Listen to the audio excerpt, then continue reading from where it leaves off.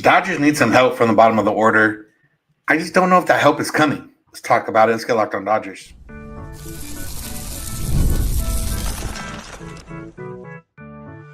You are Locked On Dodgers, your daily Los Angeles Dodgers podcast. Part of the Locked On Podcast Network, your team every day.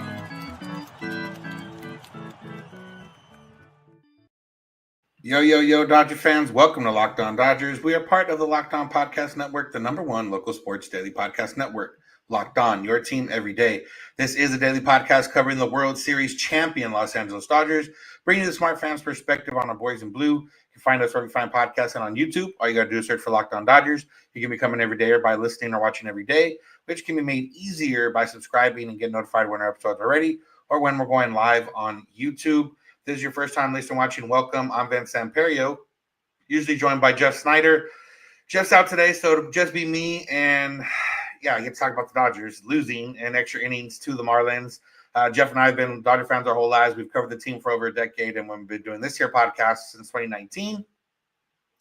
And tonight, I am going to talk about the bottom of the order because it was not good. Once again, bullpen usage, which was a product of necessity more so than anything else. And we know Teoscar Hernández is out. We know Tommy Edmonds coming back. What's the Dodgers move after that? But let's start with the Dodger offense. And it was, the Dodgers put up 4 runs. A lot of those runs came because of the top of the order.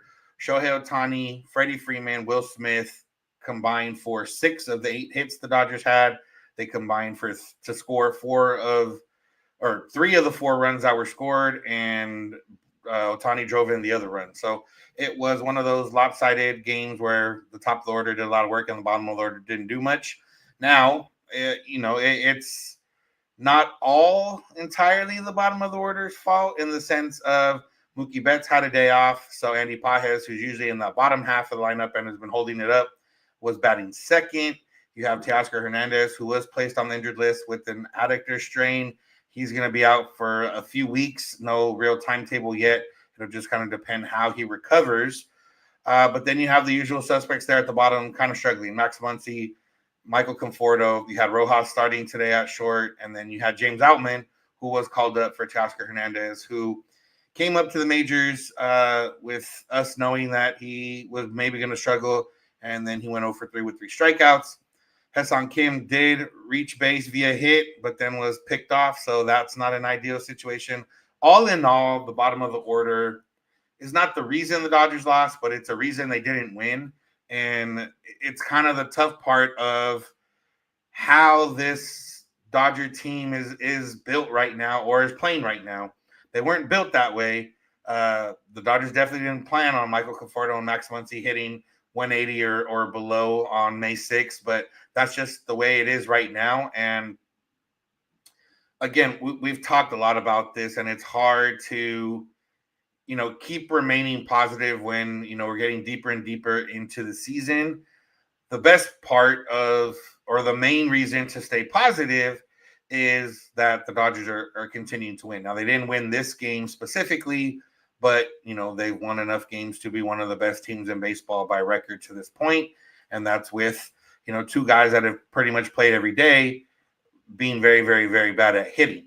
So, let's talk a little bit about the positives of it. Dodgers, Shohei Ohtani, Freddie Freeman, Will Smith got the job done for the most part. And it was almost enough to win the game. It might have been enough to win the game had the Dodgers had a full and rested bullpen, or knowing that they didn't have a bullpen game coming the next day, because the Dodgers would have maybe deployed their arms a little bit differently. We're going to talk about that in the second half, but this is the nature of what happens sometimes. You need the offense to maybe overperform because, the pitching might underperform because they are a little bit overworked. And this is one situation where the Dodgers couldn't get it done. And it's not just a matter of not hitting, but it's also a matter of not hitting in the situations. The Dodgers were 1 for 10 with runners in scoring position. Now, we've talked recently about how the Dodgers are very good with runners in scoring position. So good that they have the #1 OPS when they do get runners in scoring position overall. But they also have had the least amount, or not the least amount, but middle of the pack to late to bottom of the pack in the amount of at-bats with runners in scoring position they have had. Now, this was one of those days where it didn't go very well. They just had one hit with the runner in scoring position. And, it wasn't just the bottom of the order. Will Smith came up there in the top of the 10th and hit into a double play. And, he hit it. It was okay, solid contact. But again, just didn't go to the right spot. But let's talk about it. Like, what can the Dodgers do? Well, right now, with Teoscar Hernández out for a while, there's not much they can do that's not what they're already doing, which is hope that guys turn things around. I know Dalton Rushing is a name that probably some people thought of when we heard Teoscar was going to be out for a few weeks. It was definitely a name that we talked about in yesterday's show when we found out Teoscar was hurt. And we had said, like, if Teoscar is going to be out 6 to 8 weeks, that might prompt them to try and bring up Rushing and stick him in the outfield and see what happens. And that still could happen. Like, they still might decide, you know what, let's bring him up because Teoscar is not recovering well, or we just want to see something different out there. And that still could be the move. But with Tommy Edman coming back, there's going to be a conversation later about what the next move is.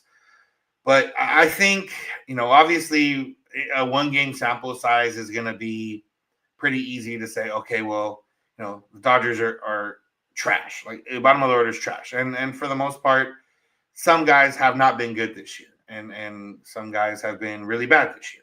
But I think, with Mookie back in the lineup, that pushes everyone down. Pages ends up batting 5th or 6th. And then, if he gets one of those hits that he got in this game, then, you can't say, oh, well, the Dodgers didn't get anything for the bottom of the order. You got that with Ha-Seong Kim getting on base, even though he was picked off, and, then the bottom of the order has 2 hits. So there's reason for optimism in the sense of Mookie Betts is not going to have a lot of days off. But there's also reason for a little bit of pessimism in the fact that when guys do get days off, you don't know how much you can really count on. And that's kind of the tough part right now. Yeah, Mookie sits, Rojas starts. Rojas had a pinch hit homer the other day, but he hasn't done much beyond that. And if it is, it's not necessarily with power or thump. It's, kind of a lot of singles, which isn't bad. But, it's hard to kind of get excited about that. When Will Smith sits, even though Austin Barnes has been hitting better lately, it's going to be singles, for the most part. He did hit a double the other day. And then you have Chris Taylor, who has hit better than maybe we expected in the limited time he has, but there's a reason he's not playing or hitting a lot, even with some of this, some guys being bad and some injuries, is because maybe they don't believe in him to hit or be much better.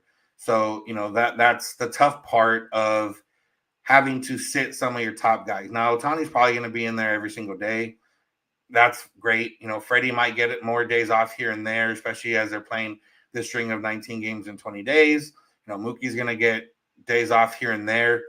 And, Andy Pages is young enough to where he can probably play every day. But it's just one of those things where what's going to happen, and I don't know. And I think there's different things they can try. They can try to bring up guys and stick them in spots.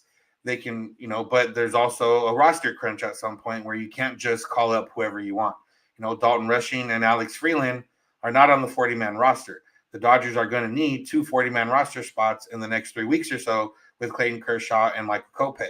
The Dodgers also have a need for arms, which means you can't just go, DFAing different arms that you maybe just got because, it's not sustainable.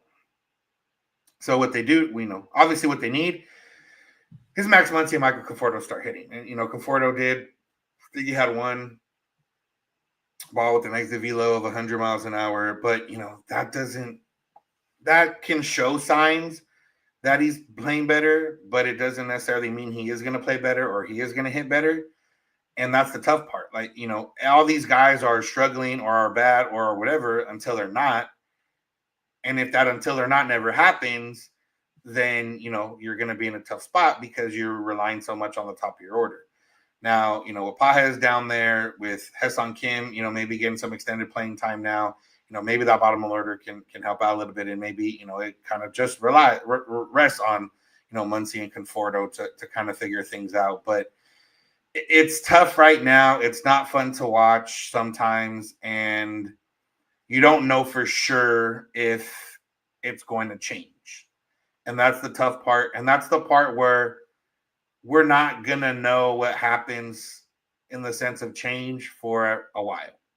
Michael Conforto is going to remain in the lineup probably for at least 2-3 more weeks before they decide anything major. Max Muncy is going to be in the lineup probably a little bit longer than that until they decide anything major. And, without injuries or anything like that, this is what the Dodgers are going to have, taking up 2 of the spots. And then you get Rojas and Barnes, an occasional spot start. You get Chris Taylor, maybe an occasional spot start. And now you're looking at a lineup with, 3 to 4 black holes in it. And you're just hoping that something happens rather than believing something happens. So be patient. Hope that the top of the order can get it done. Hope that these guys at the bottom can be better, because nothing's going to change for a little while.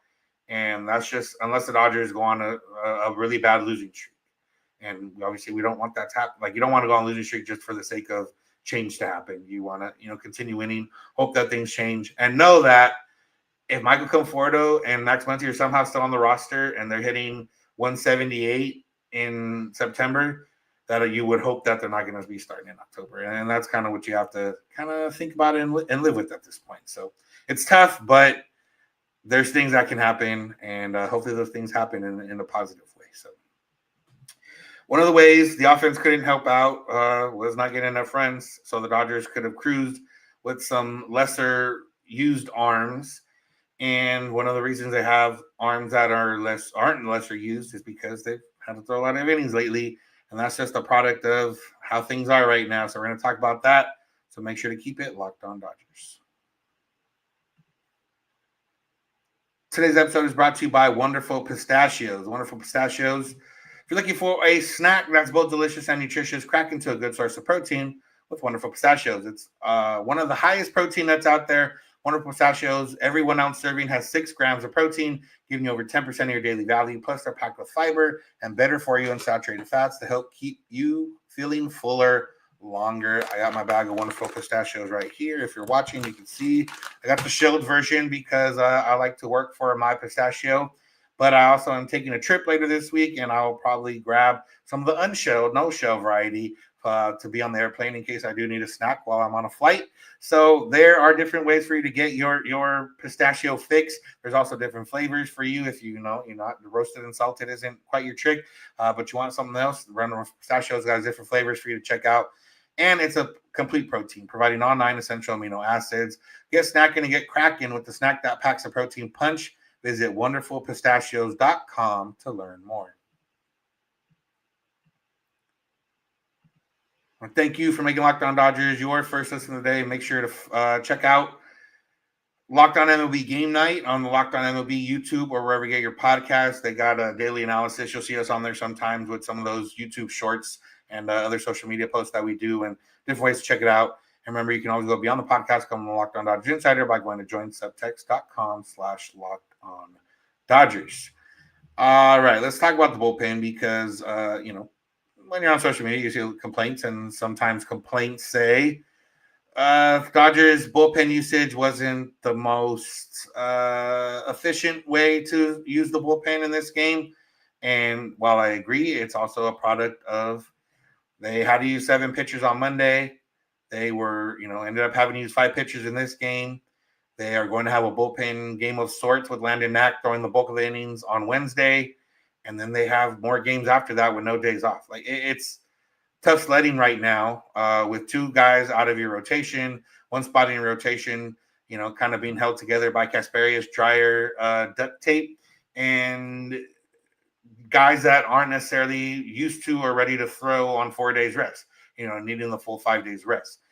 All of that kind of leads to games like this where you're in a close game, but Luis Garcia is your first guy out of the pen in a close game. And then JP Fireeisen, who you just called up, is the guy that comes in and pitches the 10th inning when, you didn't score anything on the top of the 10th. So it's tough in that regard, but you just have to understand that Roberts can't just throw guys every single day.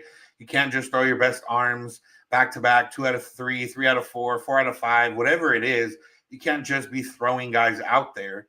And that was what this game was. And what you could argue, and what I might be inclined to argue along with you, is that the Dodgers maybe could have pushed Gonsolin a little bit. Gonsolin ended up throwing 82 pitches. He, gave the Dodgers 5 innings. He wasn't as good in the 5th inning, and maybe with the lineup coming around again, that obviously was why they sat him. But I do think when you're in a stretch like this, if you can go maybe even batter by batter the next inning, but then again, you go batter by batter, Gonsolin gives up a hit, Luis Garcia comes in and gives up hits, and that what the runs scored could still happen. And with Garcia, putting him out there in this spot wasn't necessarily bad. Like in the 6th inning, yeah, he's the guy you would have to go to almost normally anyways. Obviously, if you had a full and rested bullpen, maybe Vesia or Banda or somebody else gets that 6th, and then you, because you have Kirby Yates and Tanner Scott and Evan Phillips available later in the game. So yes, obviously, then one or two of those guys being down kind of affects what happens. That's what happened here.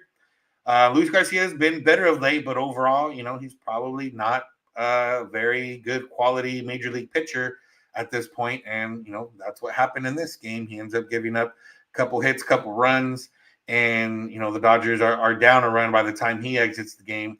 They quickly tie it back up after that. The good guys in the bullpen, Vesia, Banda, Tanner Scott, hold things down, with Banda maybe getting a little bit lucky with a double play.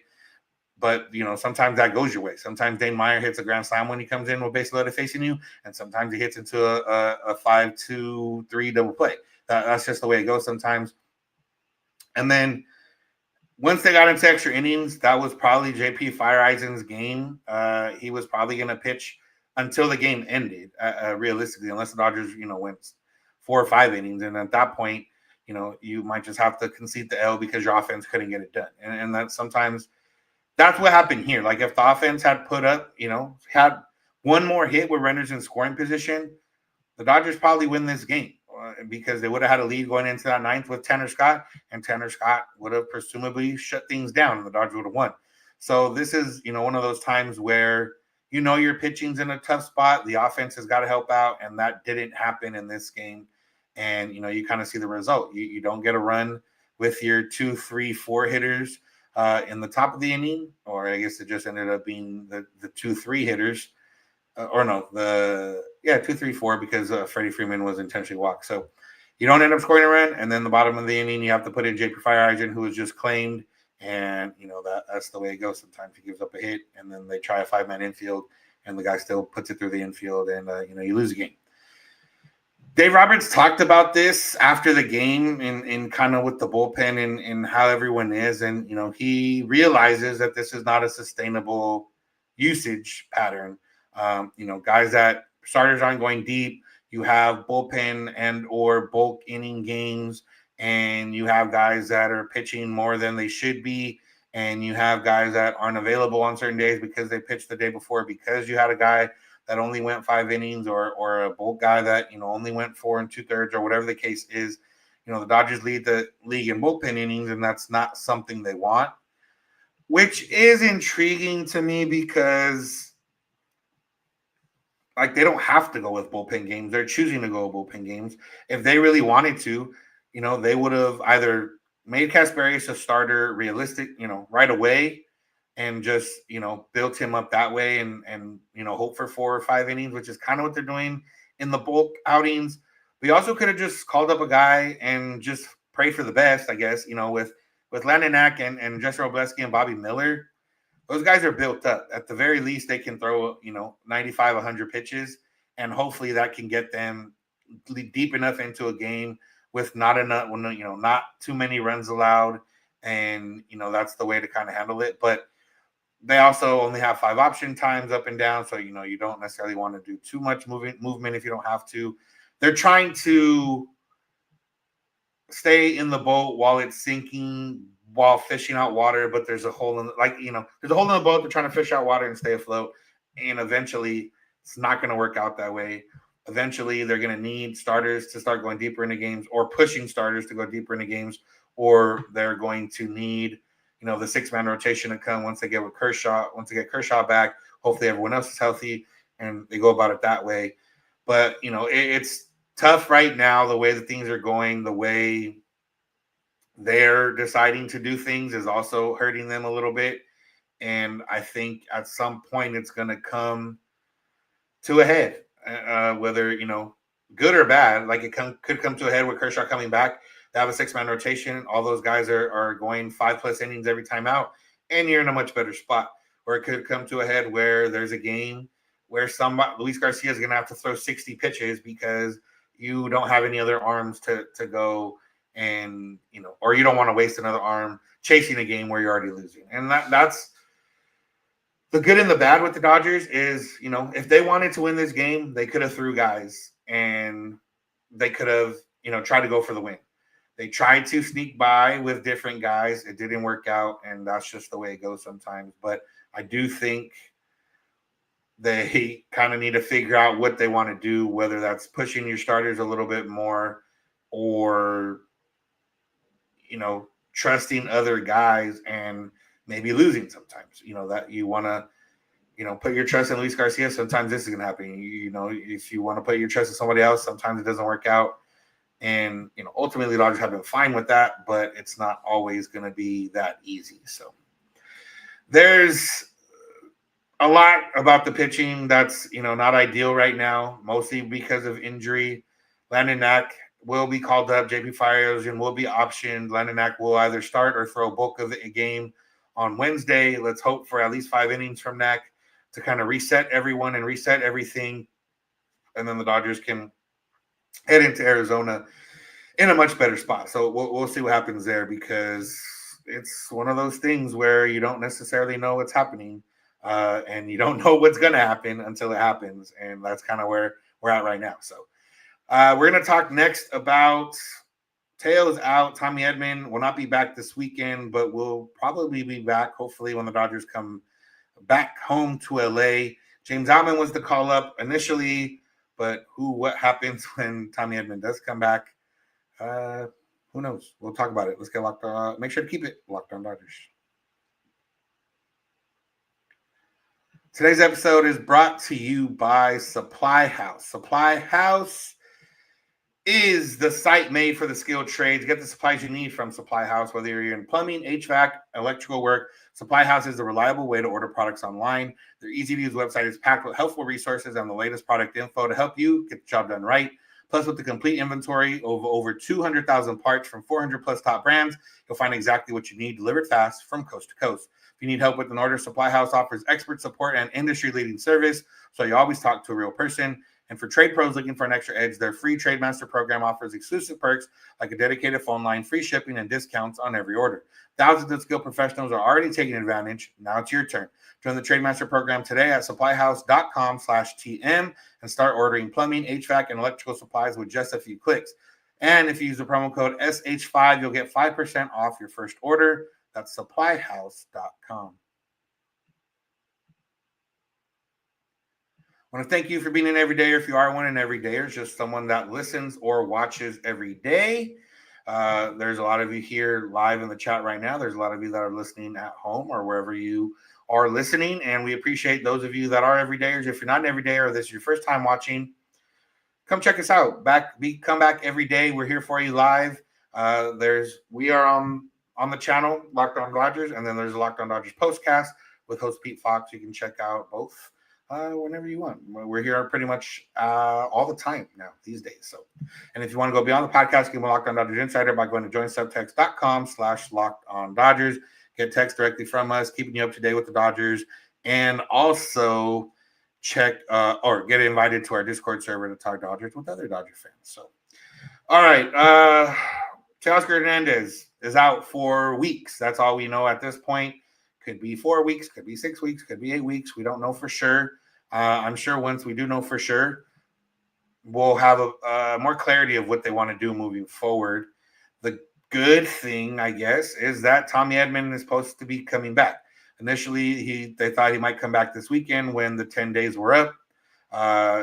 They said with him not responding as well as they wanted, and with the turf over there in Arizona, they're going to maybe keep him on the IL until the Dodgers get back to Los Angeles after the weekend. James Outman was the call-up for Teoscar Hernández. He got the start, and he struck out 3 times in 4 at-bats. So he did walk in the other at bat, which ended up becoming a base runner or a run scored indirectly when he was forced out. But Ha-Seong Kim was on first base, and then Ohtani had a double. I think Outman would have also scored on that if he had just been on first base. But either way, he did get on base one time, and it kind of produced a run. But it's Tommy Edman comes back. What happens? And I think that right now the easy answer is you send James Outman back down, and Ha-Seong Kim becomes a guy that plays more often. And whether that's at second base, whether they want to try him in center field, I don't know. It's very easy to say, okay, Tommy Edman, you're going to be center fielder. Ha-Seong Kim, you're going to play second base. Andy Paez, you're going to be right field. And then, you still have Conforto out there in left. Kike Hernandez filling in at second or left when they want him to. And then obviously the other rotation of guys whenever they get him in. So I think that's the easy answer. And that's probably the answer they're going to go with at this point. Ha-Seong Kim has shown so far, it's very limited, small sample size, one team, but that he brings some excitement. And James Outman came up and didn't necessarily show us too much of a reason to be excited in this one. So I think that's the easy answer. But let's get deeper beyond the easy answer, because with Teoscar Hernandez, let's say they do, we're 2 weeks into this and he's not even resumed activities. So that's going to be another 4 weeks on top. I honestly think you have to think about the 40-man roster move of adding Rushing or Alex Freeland and just see what they have. More, for the fact of they're better than seeing, guys like Rojas and Chris Taylor at this point, and even Conforto to a certain extent. But you also, need to see what they have and need to see what you got in your farm system before you decide what you need to do at the deadline. Now, Rushing or Freeland could come up and be hitting very well, and I would still think you go after another bat at the deadline, but it also kind of makes you a little bit less desperate.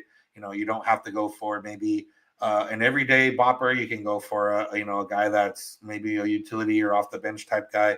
I wish there was more David Freese in the world. David Freese was such a perfect acquisition for the Dodgers when they got him, and kind of filled in, did very well in his role, and was the perfect kind of veteran to have. I wish there was more of those, and I guess in the ideal world, Chris Taylor and Kike are more of a David Freese type. Kike can be that way in October. He definitely has that. But in the regular season, you don't necessarily know what you're going to get from him. So, that's just the way it goes. But either way, I think you really have to consider, Rushing or Freeland, if Teoscar is going to be missing at least a month after, the 10 days are up, and you think, okay, he's not going to be back for a while.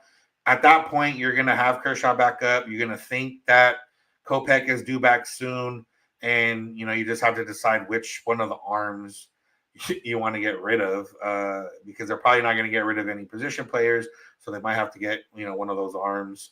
And that's the way it goes. It's just kind of tough. But I think that's where we're at in terms of Teo. I think, the easy answer is, Ha-Seong Kim, you stay in and you play. And, hopefully you continue to impress with the bat, at least well enough to justify, you being in the lineup more often than not. And even if that comes with, some growing pains, it's one of those where there's not necessarily somebody on the roster right now that's doing any better. So it's not something you can just say, well, you're taking up a spot. So yeah, it's tough right now. I know the bench is weak. I know the bench is not strong, or whatever word you want to use for the bench guys. But I think while it's one of those things where we're going to harp on it, we're going to mention it, but it's the reality. The Dodgers are fine with how things are going right now. They're not going to make any unnecessary moves if they don't have to, if they're continuing to win. Now, if we're sitting here in 2 weeks, 3 weeks, 4 weeks, and the same guys aren't hitting, the Dodgers are, been playing maybe 500 ball over that time, and you're sitting there, in June 6th, and you're thinking, okay, now what happens? Then yeah, you have to make some decisions, whether it's trading for guys, whether it's trying guys out, whether it's moving guys up from the minors, different things like that. But it's, they're in a tough spot right now, and I don't know if it's going to get any better, but I do think that the starting lineup can be better. And if the starting lineup can be better, like if Muncy and Conforto are just hitting league average, then it doesn't really matter when you have to play Rojas or Taylor or somebody once a week or Barnes once a week, because everyone else is being fine. But when two or three guys in the lineup aren't being fine, and then top of the order, they're not always going to be on. They're going to have days where they're not on. Then you have days where kind of similar to Tuesday, where you don't know what you're going to get from the bottom of the order. The top of the order gave you 4 runs, but it wasn't enough ultimately because your pitching was overused and your bullpen didn't get to use the guys they like. It's one of those cycles, and I think it's hard to be excited when the Dodgers are in this cycle, but it's easy to look back and say, okay, well, the Dodgers are in a good spot in terms of they're still continuing to win at a good enough rate. Now, what happens in the next month or so is that they're going to play a lot of games with less days off. So the pitching's going to have to, something's going to have to happen there, like we just talked about. But also, you're going to start playing teams that are in your division that you are going to know better. When the Dodgers play the Giants next month, or the Dodgers play the Padres next month, we'll know a little bit more. Are they legitimately contenders for knocking us off the top of the West, or are they, teams that are good but not necessarily as good as we are? We'll find that out in the next month. And I'm kind of excited for that part because you get to see what the competition is, where the guys are at, and you might have to be forced them into making decisions. And maybe that's what some people want. They want the Dodgers to be forced into calling up a prospect or letting prospects go for a bigger trade. We probably aren't going to talk about too many trade ideas right now, but in the next month or so, guys could become available, or, Luis Robert Jr.'s had a really hot last week or so. If that continues, then obviously the rumors are going to pop back up of, are the Dodgers going to go after him? So we'll see what happens, but ultimately the Dodgers can go for a series win on Wednesday. They play at 1:40 Pacific. Landon Ack will be taking down most of the innings. Hopefully that's at least 5 innings. If you can, Landon, that would be great. And hopefully the Dodger offense can get going and put up a bunch of runs. And we don't have to worry about all that fun stuff. We'll get Rojas or Kike another inning there late in the game. So that's going to do it for today's episode. Thank y'all for listening. Thanks for making Locked On Dodgers your first listen of the day, or last listen, whatever listen. Make sure you check us out wherever you get podcasts and on YouTube. Becoming every day, or by listening or watching every day. Remember, Locked On MLB Game Night. You can check that out on the Locked On MLB YouTube or wherever you get podcasts. Analysis, local analysis from all the other Locked On hosts, kind of like the Sports Center without the highlights. So make sure to go check that out. You can go beyond the podcast, come Locked On Dodgers Insider by going to joinsubtext.com/Locked On Dodgers. Get text directly from us and get invited to our Discord server to talk Dodgers with other Dodger fans. You can find us on social media, Twitter, Instagram, and TikTok at Locked On Dodgers. Jeff's on Twitter at SnyDog. I'm at Vincent91. You can DM us any questions or comments. You can also send those via email, lockedondodgers@gmail.com, or via voicemail text at 323-863-5625. We're here every weekday morning, and we hope you'll be here with us. When you get in your car or if you're at home, tell your smart device, play a podcast, Locked On Dodgers. And remember, you don't have to agree. You just have to listen. Have a good one.